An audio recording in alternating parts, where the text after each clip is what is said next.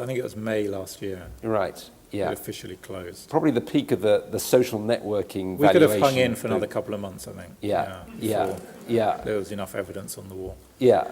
And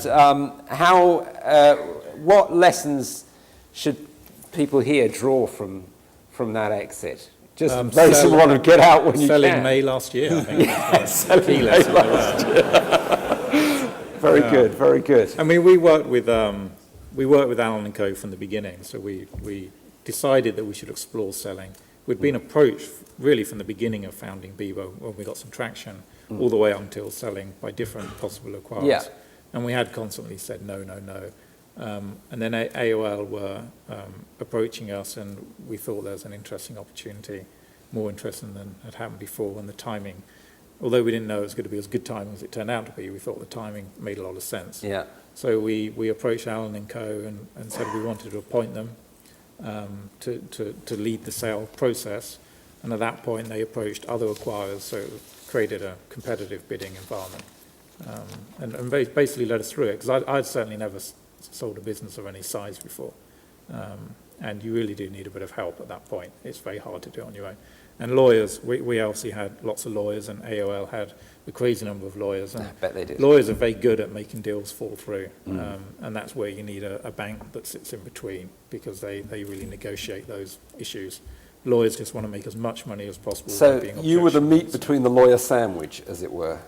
The only thing I would add to what Michael said is that, obviously creating a competitive dynamic in a sale process is how you're going to maximize value. Your negotiating leverage is comes from your ability to potentially walk from one counterparty to go talk to another one.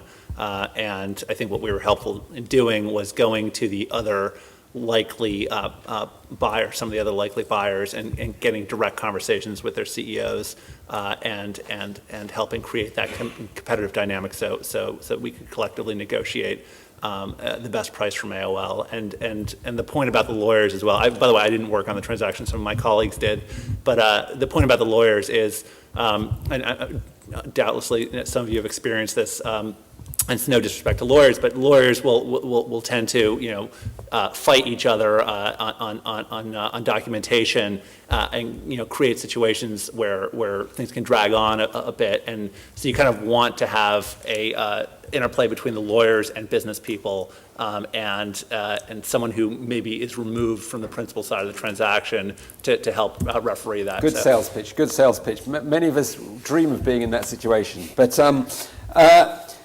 I'm going to take one more question that I've got here before chucking it open to you guys. And this is one that I think came to Nick's blog. He asked for questions.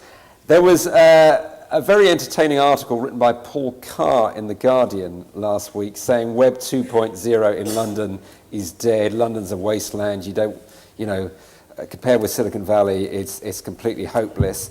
And there was a bit of a rejoinder from Mike Butcher in TechCrunch, who pointed out that Paul Carr had just been, basically, his column had been ended by The Guardian, and therefore what was really dead was the media in London. So I'd just like to go down the two of you and say, is that a parody? If we compare, we're always comparing ourselves with Silicon Valley, and you guys have all got some experience of the two environments.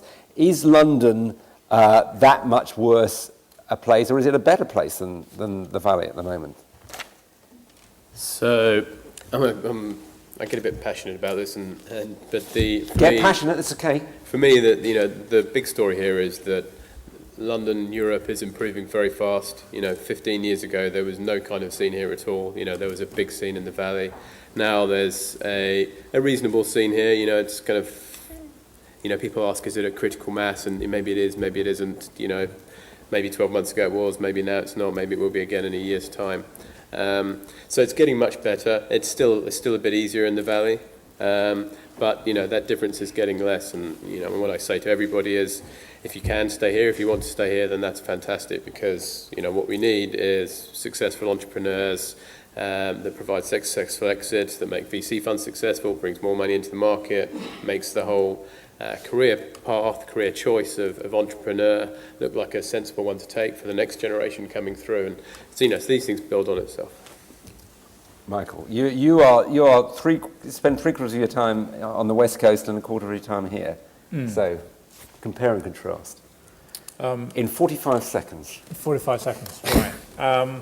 I'm not sure that anything in particularly changed in the UK. I mean, Paul Carr will say anything to get a laugh, and he's obviously looking at some dark humour there. But Yeah. I don't think anything's changed since the recession in the UK. I mean, the UK has always, in many respects, been playing catch-up with Silicon Valley, because Silicon Valley is obviously a lot bigger and more successful in the internet space. But in terms of, and I think everyone else here knows as much as I do, in terms of the buzz and the number of people doing things in the UK, there's a huge amount going on.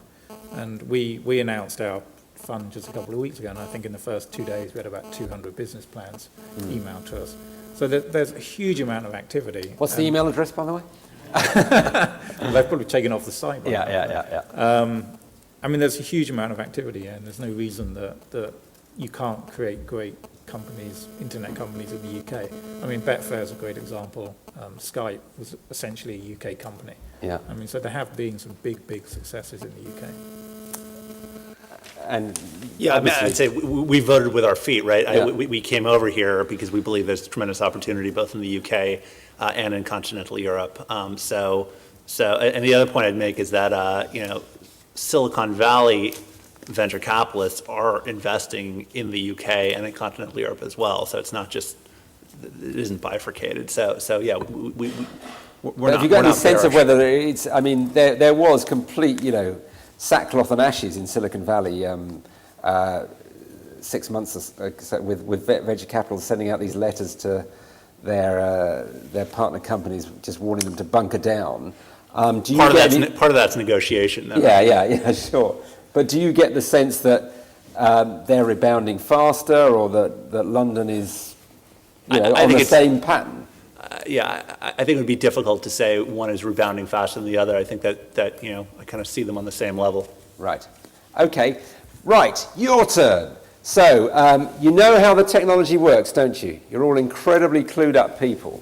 It's in your armrest. I want a hand. I've got. That's the first hand I saw. You've got your microphone there. Only one person can press a microphone at once. Is it working? Not particularly well, but have another go. I'll shout. That's good. Okay. I'm Steve Podmore. My business is called GSC. I'm interested particularly in funding clean tech, sustainable development, and other areas that are essentially outside of the new media space, but do actually roll into it. Things that are capital intensive. And I wonder what you think in terms of, is the venture model broken, or a layer of funding missing, the institutional layer? In essence, we've heard that the deals that you've all individually invested in, people you know, so the ability to look at deals outside of that sphere is pretty tough. You've had 200 in the first 2 days of your fund. Venture capital is pretty bad at investing at seed and angel level, but surely institutional investment should be actually going down there as opposed to leaving it to individuals who really don't have the capacity often to look at deals in volume. What are your thoughts? What are your thoughts there? I'm not sure if I understood the question. Are you saying that it's clean tech restricted? I think it's partly about clean tech. Is there the structure there to, look slightly outside stuff that Michael knows people, he'll invest in them if he doesn't know possibly clean tech people. Yeah. Are there institutions set up?